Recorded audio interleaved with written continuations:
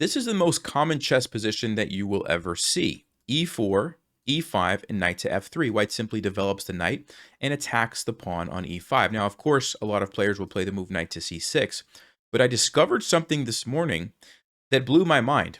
There's another move here that's been played 8.5 million times. I think it was like 8,485,000 times. And it's this move F6. Now, at first glance, it looks like, okay, it's kind of a logical move. You're defending the pawn, but it's actually a terrible move. But the next interesting thing that I discovered was that most players playing as white didn't know what to do to make black pay for playing such a terrible move. So out of those 8.5 million games, only about 720 something thousand players found the correct move. And if you do the math on that, it's less than 10% of players who are finding the correct move. So I thought, okay, let me go ahead and take some time to put a video together, a very quick video, to show you guys what to do if you see the move F6. So one thing that I like to do whenever I see a weird move, it's kind of like, wait a second, that just feels like it's not the normal move in this position. I always want to ask myself one simple question. If there was something bad about that move, what would it be? What would it be? And in this case, the obvious answer is, well, it opens up the king along this diagonal, right? That seems like the obvious thing that this move does that maybe another move doesn't do, right? So then I would pair that knowledge with, can I take advantage of that? Well, what am I noticing? I do have a queen over here, which could potentially go to h5 if my knight wasn't in the way. And if you follow this train of thought, you might come up with the move knight takes e5. And for some reason, this move just isn't played that often. Players are just not seeing this idea, but this is the best move, and this is how you make black pay for such a terrible move.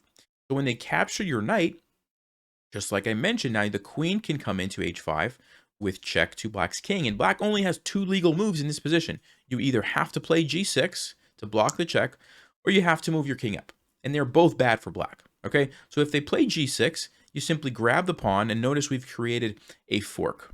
Black has to get out of the check. Let's just say queen to e7, and then we're going to grab the rook in the corner. So we did lose our knight, but we're getting a rook, and we also got these two pawns, the f pawn and the e pawn. Now, yes, black has a check. Who cares? All we're going to do is sidestep it. Our king is totally fine. We actually might even be able to use this file to pin the queen at some point in the future if black's not paying attention. But currently, they have to deal with their knight. Let's just say they go here. You can even just attack the queen. Yes, there's a check, but who cares? We just block it. And this is totally winning for white. Okay, we're absolutely crushing black in this position. So that's pretty straightforward. The only other option that they have here, though, instead of g6, would be king to e7. And, you know, it's move, what is this, move 4, and you're moving your king forward, blocking your bishop. You know, already you can see how this is not a good start for black. So queen takes e5 is what we're going to do, forces the king to go to f7, only move. And now we're going to follow up with another attacking move. If you would like to pause, what do you think the best move is here? If you had a chance to look at that, bishop to c4 check is correct. So we're developing and creating a very dangerous threat to black's king. Now, black has two legal moves in the position. You can either run immediately with your king, which actually gets you checkmated right away, or you can play d5, which is a better move for black. We'll come back to d5 in just a second. So let's just start with, if they try to run immediately, which actually is the most popular move, we're going to slide our queen over to f5 check. And notice black's king is really running out of options. King to h6 is the only move. We have a bishop lined up here, which we're going to threaten very soon, but it's actually better to play h4 first to gain some control over this square, because black would probably try to block with a pawn, but we're kind of shutting down that option. And really, they don't have any good options. Let's say they go here to attack our queen. This is checkmate immediately, so that doesn't make sense. Let's say they play bishop e7, trying to add a defender. You can simply push your pawn forward. There is the check. And when they play g5, you take, which unleashes the rook.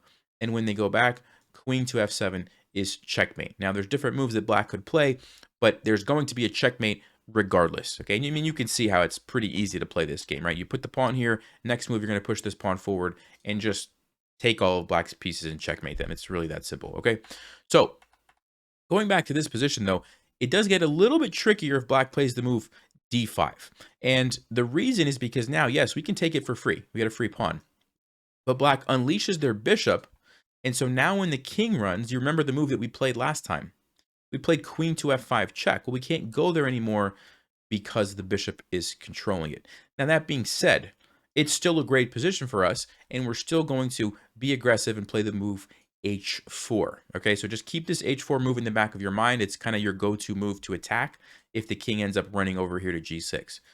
So h4, and black really has two options here to try to stop what we're doing with our pawn. Because basically, we're going to push this, force the king over here, and then just like we've seen before, we're going to push this pawn, unleash our bishop, and black is in trouble. For example, if they just play a random move like knight c6, here you go. h5 check, king has to go over, d4 check, they have to play g5. We en passant, this is an important move, right, to keep in mind, en passant with the check again. And then when they take queen h5, king g7, queen f7 is checkmate. Okay, that's kind of the threat by playing h4. Okay, so really black has to deal with that. h5 or h6 are the two moves. And on h5, there's a really nice move here that a lot of people don't play. And this is crucial because it's kind of the only really good move in the position. So you do want to pay attention to this next move. So if you'd like to pause, what do you think the best move is for white? This is a very tricky tactic to see. If you had a chance to look at that, the best move for white in this position is bishop takes b7. And I know that looks really wild. Here's the point. We're trying to go for black's rook. But you say, Nelson, it's just defended. The bishop's just going to take you. If the bishop takes us, we are happy because that bishop was playing a very important role of defending the f5 square. So what we have done is lured it away, and now we simply have checkmate. Queen to f5 forces the king over to h6. Then we push our pawn forward, unleashing the bishop. And after g5, we can actually come down to f7. And the reason we're doing this is to take away all the squares from the black king from escaping to where now this is just a killer threat. Now let's say black plays bishop e7 to try to defend. You simply take with check. And when they take back, the rook comes in for the checkmate. Again, there's no way for black to get out of the checkmate. Okay, you can play around with it if you would like, but it's always going to lead to checkmate. But you have to remember this move, bishop takes b7. It's a very nice tactic, okay? And actually, if black plays h6 instead of h5, the same exact move is the best move for white. Bishop takes b7. And again, if the bishop tries to take you, bam, you have queen to f5, which in this case is actually checkmate immediately. Now, one final trick here that black could try, it's this move bishop to d6. They throw it in to force your queen to move away somewhere. So let's just say you retreated, and then they're going to take your bishop, and now black's going to be winning. So what you have to do is you have to remember that we want to be able to put our queen on that f5 square if black takes our bishop. Okay? So queen to a5 is the move.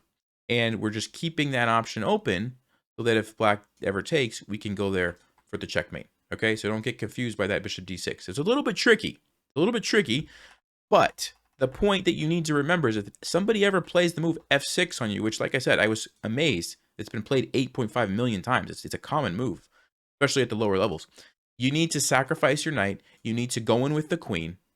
And then if they play g6, you take here and you get the fork. You have a very nice game. And if they play king to e7, you take it. You bring the bishop out. And if they run over here, you're going to get checkmate. You just have to remember queen f5 and h4. And then if they go for d5, same kind of thing. It just gets a little bit more tricky. You have to remember this bishop takes b7 tactic. But if you remember that, the game should be over. Okay, I'm going to put the PGN down in the description. You can copy and paste that into chess.com or Lichess or whatever you want and see those lines. But yeah, I just wanted to put this together because I was amazed that so many players didn't actually know that knight takes e5 was just the winning move. Thank you guys, and I'll see you next time. Stay sharp, play smart, and take care.